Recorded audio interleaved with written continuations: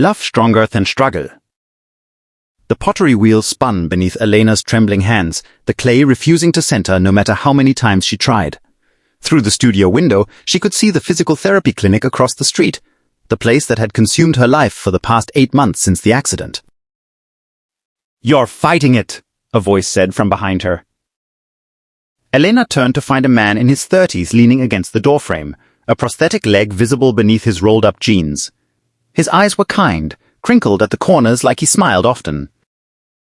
"I'm sorry, we're closed," she said, wiping clay-covered hands on her apron. "I know. I'm your 7 o'clock." He gestured to the sign-up sheet. "Private lesson? Marcus Chen?" Elena's heart sank. She'd forgotten about the appointment she'd scheduled weeks ago, back when she thought teaching pottery might help her rebuild the hand strength and fine motor control she'd lost. The surgeon had repaired her shattered fingers, but they still didn't quite work right. Stiff, clumsy, betraying her at every turn. "I should cancel," she said. I can't." "Can't or won't." Marcus moved closer, his gait uneven but confident. "The clay doesn't care about your excuses. It only responds to your intention." Something in his directness cut through her self-pity. Elena gestured to the wheel beside hers. "Fine, but don't say I didn't warn you." Over the next hour, Marcus proved to be a terrible student. His clay collapsed 3 times, and he got more on himself than on the wheel. But he laughed at every failure, genuinely delighted by the mess. "How are you so okay with failing?" Elena finally asked. Marcus looked down at his prosthetic. "Lost this in Afghanistan 4 years ago. Spent the first year angry at everything. My body, the universe, myself. Then my therapist asked me what I was going to do with the rest of my life. Stay angry or learn to dance differently." "Dance differently?" That's what she called it. Finding new ways to do the things you love or discovering new things to love entirely. He nodded toward her hands. "What happened?" Elena hesitated, then told him about the car accident, the shattered bones, the surgeries. "I was a violinist," she said quietly. "First chair with the symphony. Now I can barely hold a coffee cup some mornings." "And pottery?" "Rehabilitation. My therapist's idea. Working with clay supposedly helps rebuild strength." She laughed bitterly. "Except I can't even center the damn clay." Marcus stood, moving to her wheel. "May I?" She nodded, and he positioned himself behind her, his hands hovering over hers.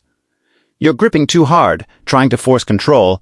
Center isn't about force. It's about gentle, persistent pressure. Like this." His hands guided hers, and Elena felt something shift. The clay began to respond, rising smoothly under their combined touch. "Feel that?" Marcus murmured near her ear. "That's what happens when you stop fighting and start flowing." The clay centered perfectly, and Elena felt tears spring to her eyes. It was the first thing that had felt right since the accident. Marcus became her Thursday regular. Week after week, he showed up with terrible jokes and unwavering enthusiasm.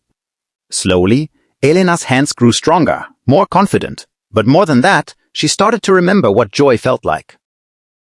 One evening, Marcus brought his guitar. "I thought you might want to try," he said. "Not the violin. I know that's complicated. But maybe just music again?" Elena's throat tightened.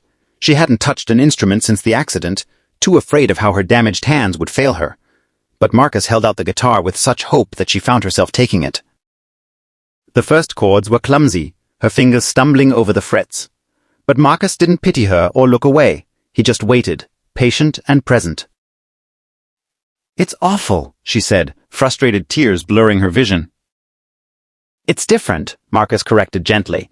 "But Elena, you're making music. Imperfect, struggling, beautiful music." Something broke open in her chest. She played another chord, then another. Marcus started singing, his voice rough but warm, and somehow they created something together. Not perfect, but real.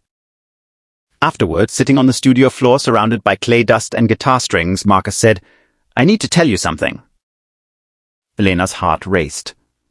Over the months, her feelings for him had grown into something she was afraid to name. "I didn't randomly sign up for pottery lessons," he admitted.